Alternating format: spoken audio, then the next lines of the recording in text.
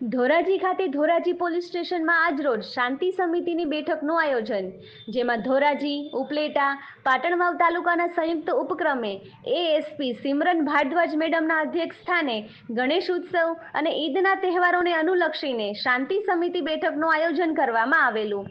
જેમાં ધોરાજી, ઉપલેટા, ભાયાવદર અને પાટણવાવ વિસ્તારના આગેવાનો સાથે શાંતિ સમિતિની મીટિંગ મળી હતી, જેમાં સિમરન ભારદ્વાજ મેડમે જણાવેલ કે વધુ સારી રીતે ઉજવાય અને હિન્દુ મુસ્લિમ એકતા પ્રતિકરૂપ થાય એવી રીતે તહેવારોને ઉજવવા માટે સૂચનો કરેલા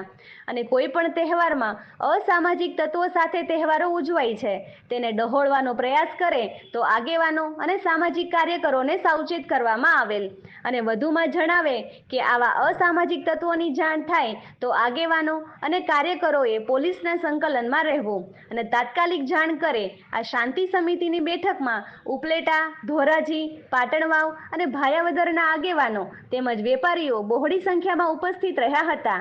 રિપોર્ટર રાજુભાઈ બગડાની સાથે નરેશ પટણી, ડીજી ન્યૂઝ, ધોરાજી। હું ભાયોદર નગરપાલિકા પ્રમુખ રેખાબેન સિણોજિયા આજરોજ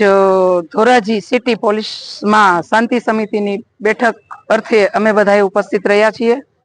ને ગ્રામ્યમાંથી સરપંચો તેમજ બહોળી સંખ્યામાં બધા આગેવાનો તેમજ ગામના જે પ્રતિષ્ઠિત લોકો હોય છે તે આજે ઉપસ્થિત રહેલા। તેમાં પોલીસ ડિપાર્ટમેન્ટ અને પબ્લિક ખૂબ સારી એવી પોતે શાંતિ સમિતિની બેઠકની અંદર ખૂબ સારા એવા સાહેબ તરફથી જે પ્રશ્ન ને જે પબ્લિક તરફથી જે હતું એને અનુસંધાને અમે આજ રોજ ખૂબ સારી એવી શાંતિ સમિતિની બેઠકમાં ને અમે એવી રીતના બધા પબ્લિકે પણ સપોર્ટ આપ્યો છે અને કહ્યું છે કે અવારનવાર આપણે જે આ ધાર્મિક મેળા છે ને સાંસ્કૃતિક કાર્યક્રમ છે કે કોઈ ઈદનું ના તે જે પર્વ આવે છે એની અંદર જેમ બને તેમ શાંતિથી આપણે જે ઉત્સવ હોય છે એ મનાવીએ અને પોલીસનો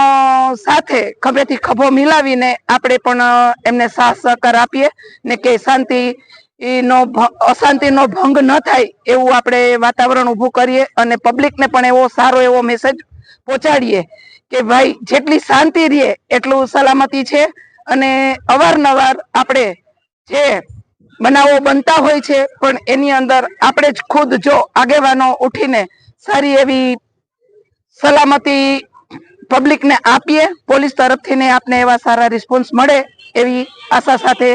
હું મારી વાણીને વિરામ આપું છું। આજરોજ તારીખ 26 ઓગસ્ટ 2025ના રોજ ધોરાજી સિટી પોલીસ સ્ટેશન ખાતે એક શાંતિ સમિતિની સભાનું આયોજન કરવામાં આવ્યું,